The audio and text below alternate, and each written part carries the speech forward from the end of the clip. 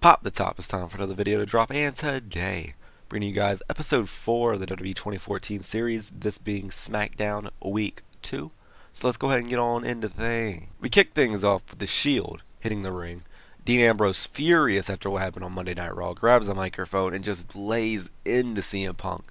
Punk, you're not as good as you say you are. You say you're the best in the world, but really, when the world is owned by the Shield, how damn good can you be? Let's be honest here. Monday Night Raw in a couple of days. A steel cage surrounds us. What's gonna happen? What's gonna happen when I put my title on the line against you? What's gonna happen? I'll tell you what's gonna happen. We're gonna stand toe to toe, and I'm gonna beat you within an inch of your life. I'm gonna grade your head against the steel like it's a cheese grater. And guess what? When you bleed, and you will bleed, I'm gonna lick the blood before I exit the cage and retain. Because that is the biggest injustice that we serve.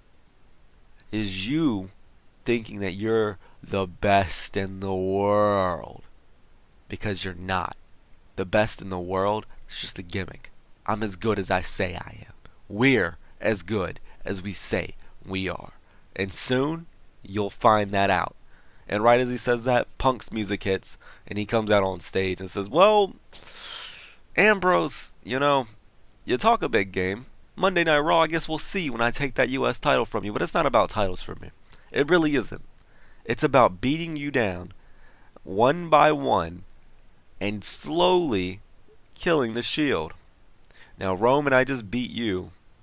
Tonight I'm going to go backstage. I'm going to talk to my buddy Brad. And I'm going to get a match with Seth Rollins. Because on Monday Night Raw, whether or not there's a steel cage around us or not, Dean, it's just going to be mano a mano. So I hope you're ready. Because I am the best in the world. And I am going to make you go to sleep. Got an 83 B+. Not bad at all. Great job all around.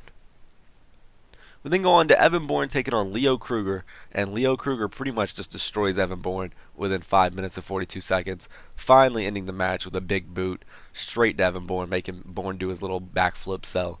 And right after the big boot, Leo Kruger then grabs him by the hair, pulls him up to his knees, hits the ropes, boom, kicks him right in the back of the head.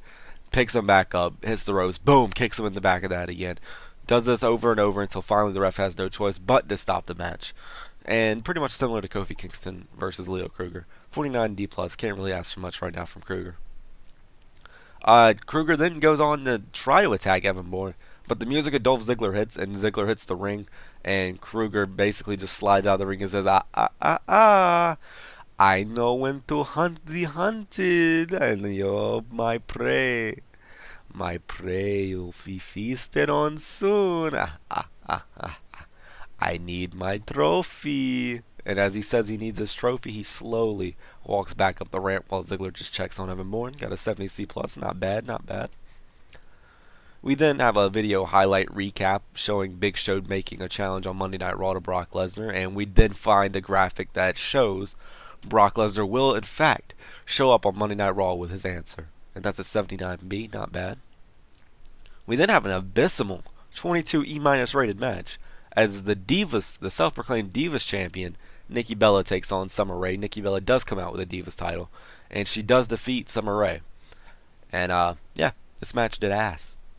But after the match, AJ Lee walks out on stage with the Women's Championship over her shoulder. She holds the title high above her head after clapping a bit for Nikki Bella. And Nikki Bella sees AJ on the ramp, and then Nikki raises the Divas title high in the air.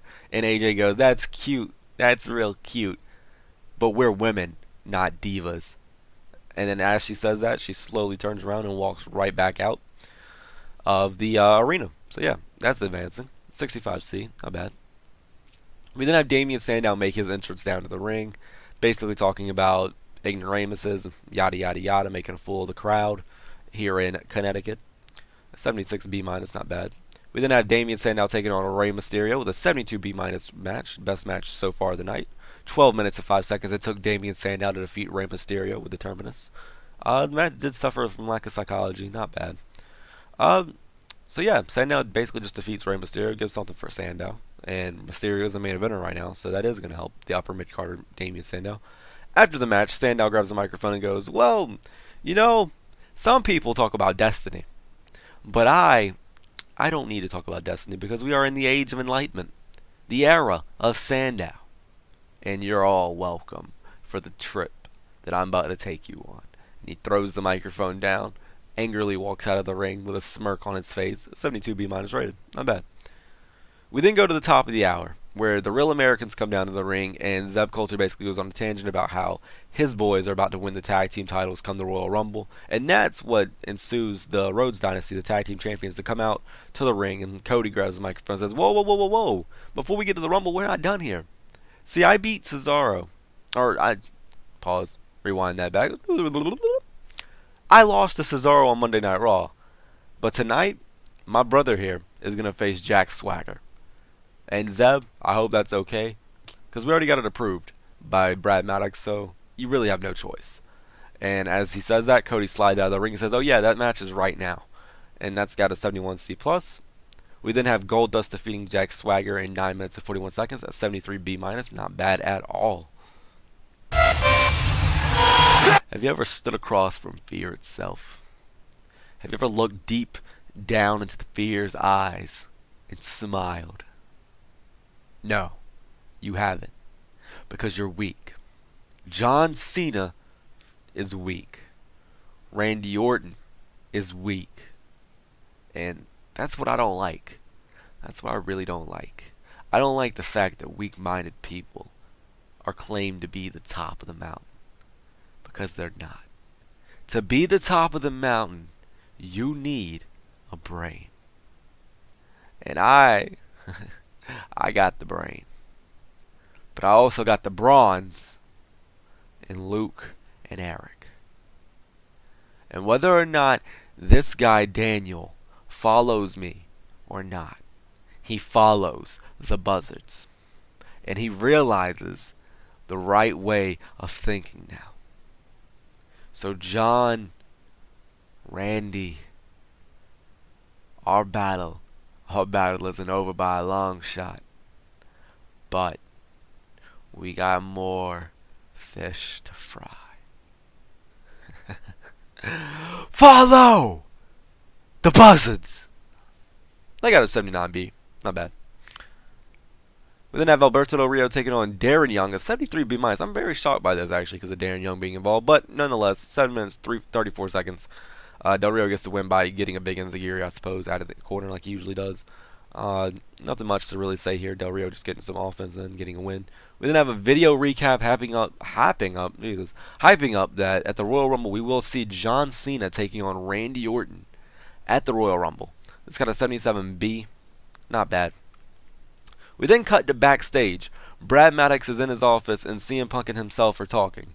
And Brad basically goes along the lines of saying, "Punk, I know I gave you the match with Seth tonight, but I forgot to tell you, if you by chance lose, yeah, I'm gonna have to take away your U.S. title shot on Monday Night Raw. So if you want Dean in a cage, you better go out there and win, because if you lose, I can't really do that for you. You know, you gotta scratch my back for me to scratch yours. Do you understand?" And Punk just looks disgusted and goes, "You know what? I do understand, because I'm about to go beat that boy's ass." And he walks out. 72 B-, not bad. We then go on to the main event of the night, where CM Punk defeats Seth Rollins in 12 minutes and 25 seconds with a go to sleep. I'm imagining the finish to this match being something along the lines of Rollins going for the diving springboard knee, but Punk catches him right into the go to sleep, giving him enough time to pick up a sneaky little pin before the Shield can attack. Rollins is not suited to his gimmick still. Punk has an in-ring performance of 88, Rollins 74, 79B, not bad at all. And then after the match, Punk rolls out of the ring right as the Shield slides in and goes after him. Punk then smirks though and taps his head and says, Ambrose, I'm coming for you." And it's basically similar to Monday Night Raw, where Punk basically just evades them perfectly without getting attacked. And Ambrose is just furious in the ring, kicking ropes, and then he finally screams out, "I'm not afraid of you! Come on! I'm not afraid of a damn soul. So anyone, not just you, Punk, anyone who wants to mess with us, be my guest. Because you, Punk, are gonna learn the Shield is still as strong as ever. And that is how we end SmackDown. An 85B plus rated. Not bad. We end the show a 79B. I believe that's our best show so far. It increased our popularity in 19 regions. We did get enough storylines. We're finally getting the wheels back on motion for this little playthrough. And with that said, leave a like if you enjoyed the video. Subscribe if you're new. And with all else, take it easy, guys.